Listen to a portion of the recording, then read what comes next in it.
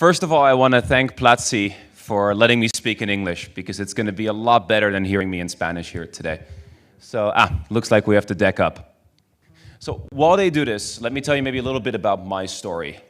Most important to know, I'm a massive computer geek, and I absolutely love the fact that we are able today to use technology to both create products and experiences for people. I've been doing that myself since I was about 11 years old, programming in different types of languages, and have been privileged enough to work with really great people to build different types of projects and companies over the last 10 years. So what we started with Sourced is a company that was purely born out of a problem that we were facing on a day-to-day basis for over the last 10 years. And that problem was, who am I going to find to work with me on building great technology and great software, both in terms of working on projects together and in terms of hiring really excellent people. And as we kind of were tackling this problem time and time again, we were faced with this struggle of actually bringing really, really great people together, right? Something similar like a company such as Platzi does.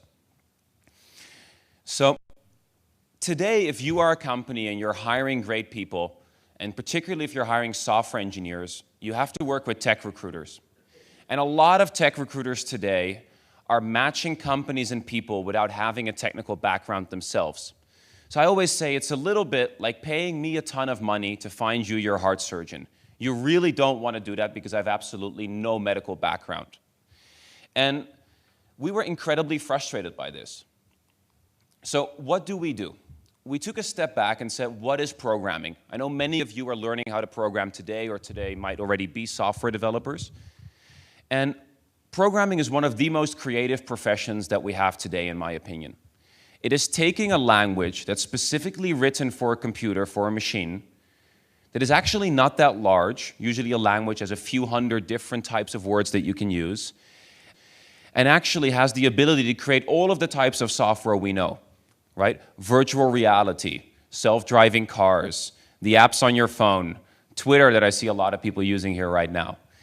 And what I found fascinating is that such a small language that can instruct a computer to do something can have such a massive impact on the world. But language in general is something, no matter if it's a programming language written for a machine or natural language, Spanish or English, can have a massive impact in many different areas. So what did? We said, look, we want to help all of the software developers in the world actually reach their potential. And reaching their potential has not just to do with what can you learn and where can you learn. And actually, Platzi is a great example of a place where you can continuously keep on learning. But more so, it often has to do with the people you get to connect with, the people you get to study with, the people you get to actually work on projects together with. And for most of us, for a big part of our lives, the people we get to work together with, right? Where do we actually work and what's our team like? And I'm pretty sure here in the audience, there's quite a few of you who have quit your job because of the team you were working in. You weren't happy with, the other members, or you weren't happy with your boss, or you weren't actually feeling that you were continuously still learning. And we said that has to change. And it has to change particularly for such a creative profession as software development. So what we decided to do is we said, let's take a step back and let's look at this language, right? Programming languages today, there's over 350 different programming languages. There's several dozen very popular ones. And let's have a little bit of a look at what these languages really do and what they stand for. And we took actually a very simple thing. We gathered a lot of very, very skilled software engineers. I like to think myself I'm a decent software engineer, having been coding for a decade, but definitely not amazing. Different CTOs, VPs of engineering, all from major top tech companies. And we said, look at this same piece of code. We showed them a random sample of code from a few different developers. And as they looked at it, we realized that every single guy who had been hiring developers, or girl, had a different set of opinions on that same piece of code. So it's a little bit as if I would show all of you guys, one article that was written in English or in Spanish, and all of you would start having different opinions on how the subject was approached and how it was written.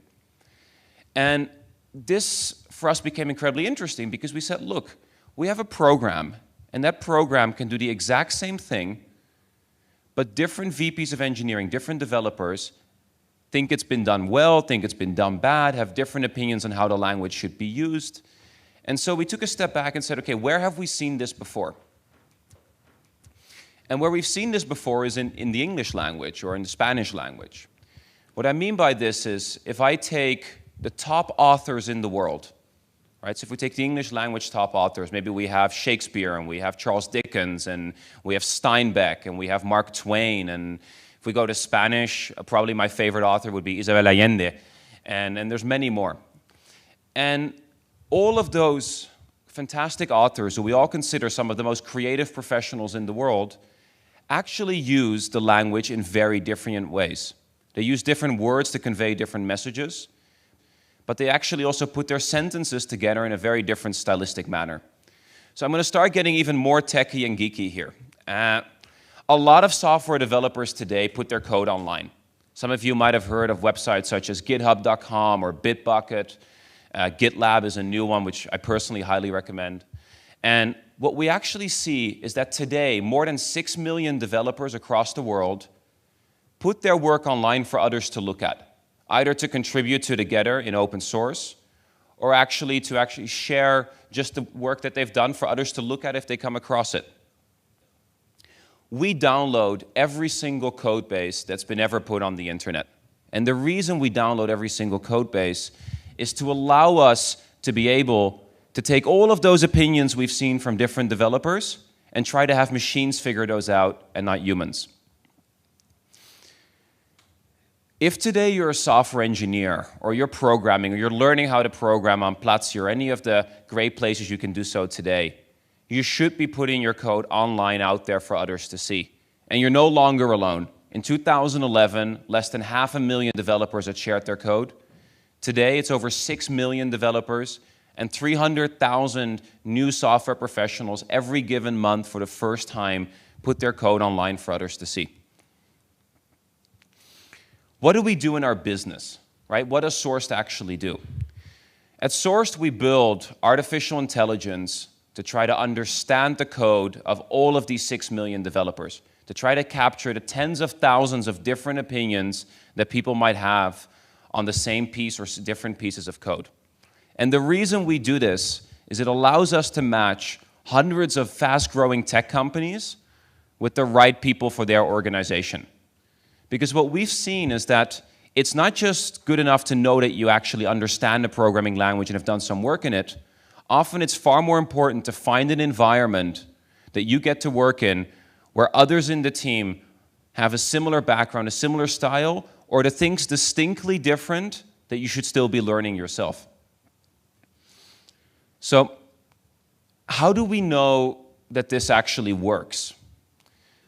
Every given minute today, we will speak with 3 software developers about a potential job for them all over the world in over 134 countries. We have talent moving from Brazil to Germany, from UK to the US, and a lot of different cross-border movements. And this is all of a sudden becoming very interesting because just like today we have thousands of people watching this live stream from all over the world, we are any given day having conversations with developers from over 134 countries about where their next opportunity might be. And often that's not the same city they're in. Most often it's not even the same country they're in. So from a business point of view, we work with a lot of sexy tech companies. But what's most interesting of these tech companies is that every single one of them has a unique identity in the way they work and the way that actually shows in the programs they built and the code behind it. So I wanted to spend the majority of today talking about this graph. And artificial intelligence is a very hyped topic that we'll see a lot about on Twitter, we read a lot about in the press. And one of the main things that we haven't figured out yet in AI, or technically often we're called deep learning, is understanding natural language and understanding, I can talk to Siri or I can talk to Google now and it actually understands what I mean.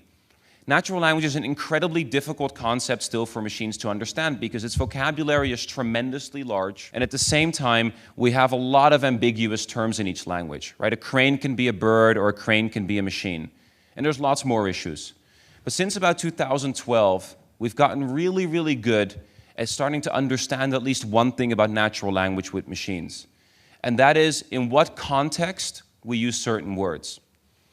So, skipping a little bit apart of the technical side, using neural networks, deep learning, technology that's modeled after the way neurons fire in the brain, we're now able to see how different words are similar to each other in their context.